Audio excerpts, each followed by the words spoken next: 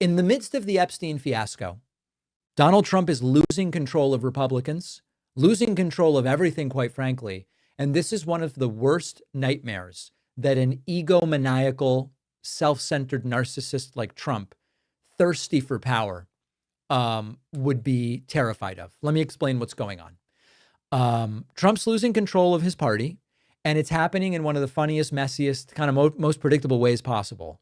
It is catalyzed by the Epstein files. This is something Trump's been terrified of probably since the 90s.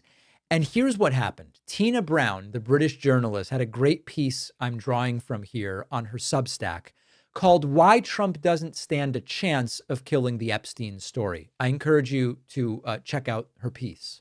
And I believe that this really explains why Donald Trump suddenly started saying, oh yeah, release the files earlier this week.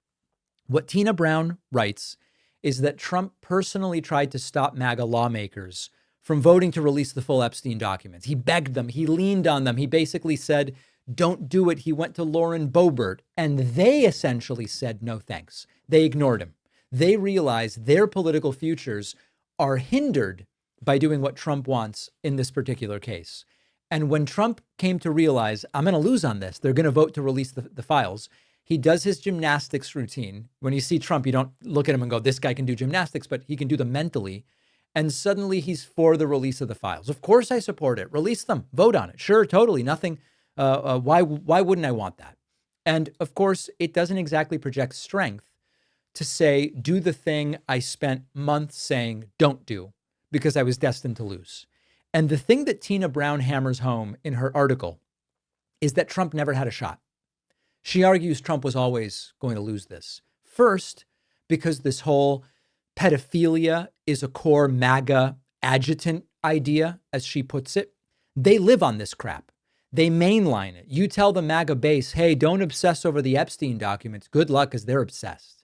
Number two, footage, photos, videos, Trump and Epstein together over and over and over. The Christmas card, the notes, the emails referencing Trump.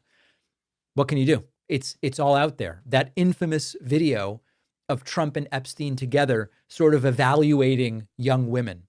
And Tina Brown says that these videos look more and more like the Zapruder film every day. And she's right. People freeze frame it like they're looking at a ballistics trajectory. Who were Trump and Epstein looking at together? It's a loop that Trump can't kill. And then as Trump is flailing, the slime is splashing everywhere. So you've got Michael Wolff, the guy who's built a career, really telling us how dark and twisted Trump world is. Turns out he was also emailing Epstein. And he now has started to be the subject of, call them, more aggressive questions. There's Larry Summers emailing Epstein about raising $1 million for his wife's project. You've got Sarah Ferguson doing the entire I abhor pedophilia speech in public, and then sending Jeffrey Epstein a groveling apology in private. So the leaks are endless, and every name that keeps popping up is embarrassing to someone, and it makes the problem worse. Now, in the middle of all this, what about the survivors? Which I have said from the beginning, have been mostly ignored. They've been a very small part of this. Some of them have started to talk, and what they describe is horrifying. What Epstein allegedly did to them is horrifying. The dynamic that's described between Epstein and Ghislaine Maxwell, the humiliation, the jealousy, it's impossible to sanitize this thing. And that gets us to the kicker. Members of Congress, bipartisan, held a press conference with the survivors. Ro Khanna, Thomas Massie, Marjorie Taylor Greene. We saw it on Monday, Tuesday. When Marjorie Taylor Greene is standing there supporting a story you want buried, it's not loyalty, it's your base is leaving, because she's not afraid anymore. For Marjorie Taylor Greene to do what she did, she has to stop believing Trump can punish me. There's going to be a test of that. Marjorie Taylor Greene's reelection campaign next year will be a test. Can a former MAGA Republican in a MAGA district still win after Trump says, don't vote for her, I would support a primary challenge? And if she can win, this starts to become the beginning of the end, because the whole Trump thing only works if everybody believes that he has the power to ruin them. Marjorie Taylor Greene, at least potentially, believes he does not have the power to ruin her. This is how demagogues lose control. not in an explosive, dramatic moment where like the palace burns down and the doors blow open.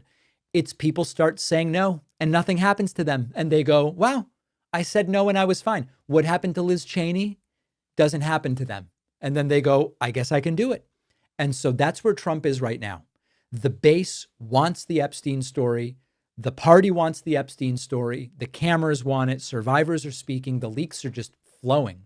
Trump tried to kill it. Republicans ignored him. And now he's pretending, no, of course I want the files out. He is losing control of his own people, and he knows it. And if there is an even worse sign for Trump, it's the new polling data. Get a load of this. Thanks for watching. Check out this other video. And if you like our content, make sure to subscribe so YouTube puts our videos in your feed, and subscribe to the podcast on Spotify and Apple.